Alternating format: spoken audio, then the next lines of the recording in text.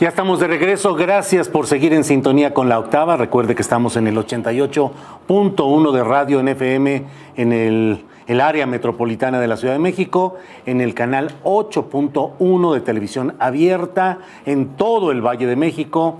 Estamos desde luego también en YouTube a través del canal La Octava, y en el Valle de México se puede ver a través de televisión de paga en el canal Easy, en el canal 8. Gracias por seguir en sintonía y vamos a entrar a un tema que, aun cuando no está plenamente definido, desde hoy ya hay una amplia polémica sobre el tema. La Fiscalía General de la República anunció que presentaría un proyecto, una propuesta de reformas legales en materia penal. Y a fin de cuentas, aunque todo estaba listo para esa presentación, hubo algún movimiento, algo sucedió y se dijo que será presentada hasta el mes de febrero. Circuló, sin embargo, un borrador que contiene elementos que han llamado a una inmediata preocupación. Para hablar sobre este tema está en el estudio Luis Tapia Olivares. Él es coordinador jurídico del Centro de Derechos Humanos Miguel Agustín Pro Juárez, el Centro Pro DH, el Centro Pro. Luis, buenas tardes. ¿Qué tal, Julio? Buenas tardes. Gracias. Pues no hay nada todavía en firme porque se dice que se va a presentar hasta febrero, pero ya circuló un borrador que contiene varias cosas preocupantes según lo que se alcanza a percibir, Luis. Así es, se presentó ayer en realidad que habrá una reforma penal de 9 documentos legales, pero entre esos documentos está una propuesta de reforma constitucional a 14 artículos de la Constitución Política.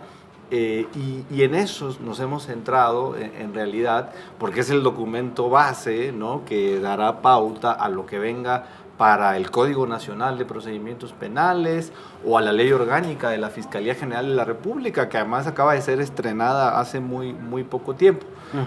Nosotros pensamos a partir de esto que no es definitivo y que en realidad saludamos, como dijimos en nuestra comunicación, que se esté anunciando un periodo de debate con Parlamento abierto sobre estos temas. Es decir, no es definitivo y no venimos a decir que ya hay una reforma aprobada. Pero nos parece preocupante, por ejemplo, que se esté proponiendo que haya arraigo para todos los delitos. Probadamente el arraigo, que fue una herramienta jurídica violatoria de derechos humanos, utilizada especialmente por el gobierno de Felipe Calderón, es una figura que no funcionó. Más bien fue un caldo de cultivo para que se torturara a personas y se les fabricasen delitos. México fue llamado por órganos de derechos humanos de las Naciones Unidas y de la Comisión Interamericana a revisar en su constitución esa práctica, al grado que terminó acotada, no solo para casos de delincuencia organizada federales. Ni siquiera los estados tienen facultades para utilizar el arraigo.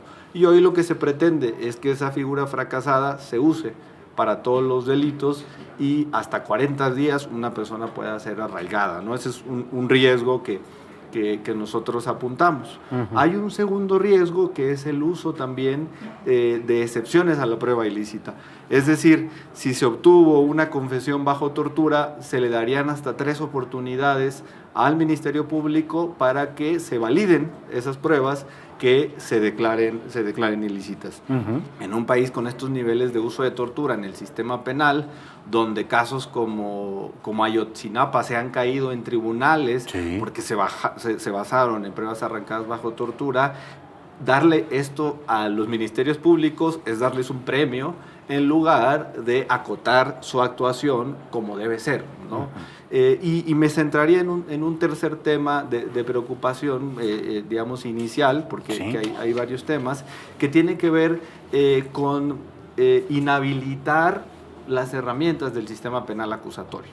Con esto no estoy diciendo que el sistema penal acusatorio es perfecto y que ya estaba funcionando y que nos había venido a salvar de las fallas del sistema de justicia en México, pero, por ejemplo, atacar a los jueces de control y eliminarlos, quitar las audiencias intermedias, que ya no haya posibilidad de que estos jueces revisen las medidas cautelares como la prisión preventiva, nos parece también un retroceso en caso de que llegase a aprobarse.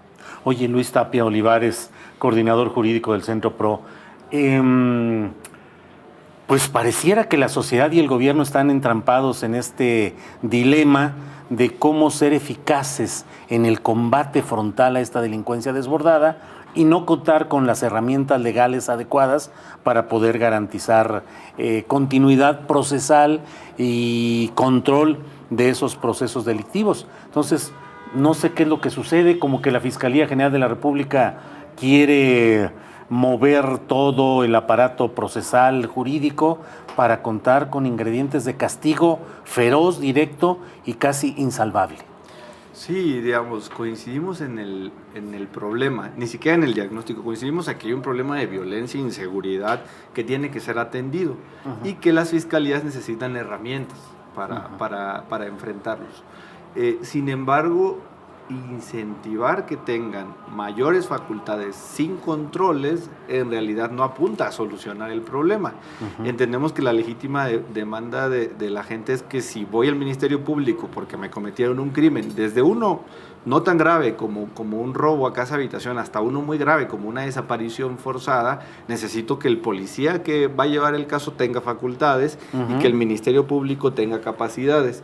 Pero nos parece que esto que se propone va en el sentido contrario, ¿no? Los cambios legislativos históricamente en el país no han servido, ¿no? Lo que ha servido es en realidad hacer un cambio de prácticas, ¿no? Hoy lo que tenemos son ministerios públicos que venden la justicia, venden hacer una diligencia de inspección en una casa, venden no ejecutar una orden de aprehensión, y reformas como estas aumentan el grado de discrecionalidad. Por ejemplo, en la Constitución se propone que una persona pueda quedar a disposición del Ministerio Público hasta 96 horas, ya no solo en delincuencia organizada, sino también en otro tipo de crímenes. Entonces, en realidad es seguir abriendo las facultades de estas policías que tenemos, no otras, porque no se les ha capacitado, y de estos ministerios públicos. Y eso no solo sería para el fuero federal, sería para el fuero común. Entonces, más bien pienses en un ministerio público de Oaxaca o pienses en uno de Tamaulipas. Estas facultades serían para él, ¿no? Y en el diagnóstico parecía que íbamos en el mismo sentido. El propio fiscal reconoció que había 1 millón, bueno, más de 1 millón de carpetas y averiguaciones previas sin consignarse. O sea, sabemos que tenemos ahí un gran nivel de rezago y hay que solucionarlo. Pero proponer que regresemos al sistema penal inquisitivo, el que metió a la cárcel a Jacinta, Alberta y Teresa acusadas de secuestrar a 6 policías federales por 3 años, ese mismo sistema penal, ese queremos, nos parece que por ahí no va la solución, ¿no? Luis Tapia Olivares, a mí me preocupa, me angustia ver con frecuencia en las redes sociales las reacciones de mucha gente cuando se pone un video, una fotografía en que un presunto o delincuente o captado infraganti es asesinado o es linchado. Y los mensajes de mucha gente, qué bueno, hay que terminar con estas ratas, qué bueno, hagan justicia. Eso que es una reacción inmediata de tipo muchas veces el sentimiento vivo del enojo ante el que asalta en la combi, el que agrede a una menor de edad, por ejemplo, pero estamos entrando en una etapa de barbarie social y ahora con esto podría correrse el riesgo también pues, de una especie de barbarie procesal en materia penal.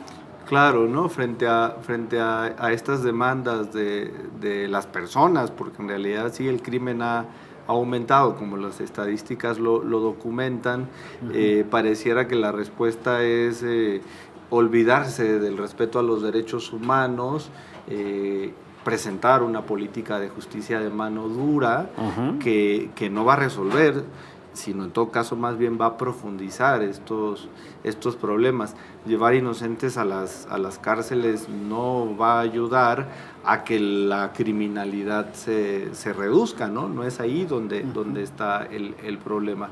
Hemos señalado como Centro de Derechos Humanos que más bien derechos como la integridad personal o la libertad personal son de los más básicos y que tienen que ser protegidos y no al revés. Y mucho se apunta a que a veces se dice, el problema son los jueces que liberan a los delincuentes y no se revisa que el Ministerio Público y la policía Claro. presenta casos débiles. Claro. Y en casos de muy alto impacto, como el caso de Javier Duarte, donde la PGR anterior Claro. presentó un caso que se iba a caer. Claro. Y después el Poder Judicial es el responsable, cuando en realidad había herramientas que tenían que haber sido utilizadas. Sí. Y en realidad pasa más por la profesionalización de quien integra una averiguación previa o una carpeta de investigación, que darle mayores todavía facultades, porque lo que puede pasar, y eso nos asusta, es que con estas herramientas se llenen las cárceles, ¿no? Se aumente la detención de personas y no se resuelva de todas maneras las legítimas demandas de justicia. Pues tenemos que esperar. Hay ya muchas voces que piden que en estas propuestas de reformas se pueda contar con la voz desde luego, de la Suprema Corte, de la Unidad de Inteligencia Financiera, de abogados, de litigantes y desde luego de defensores de derechos humanos. Estaremos atentos, Luis Tapia Olivares, coordinador jurídico del Centro PRO, para lo que venga y lo que se dé en este debate necesario y la propuesta de cambios que sí son útiles y deseables, pero en términos de verdadera civilización jurídica y no de una mano dura que pretenda de manera efectista solo dar resultados de golpes espectaculares. Claro, y nosotros la verdad es que vemos bien que no se hayan finalmente presentado estas iniciativas, que simplemente se hayan quedado en borradores, y sobre todo en la promesa de que habrá parlamento abierto. Y no solo parlamento abierto en el sentido de escuchar, sino de incorporar las cifras, los datos, los precedentes de la academia, de la Universidad Nacional Autónoma de México, del CIDE, de varios centros de investigación, de gente que en México además tenemos muchos expertos y expertas en el tema, y que eso se ha abordado. Esa es nuestra preocupación, y como Centro de Derechos Humanos estamos esperando ese momento para entrar al debate. Bueno, pues Luis Tapia Olivares, coordinador jurídico del Centro PRO, muchas gracias por haber estado aquí.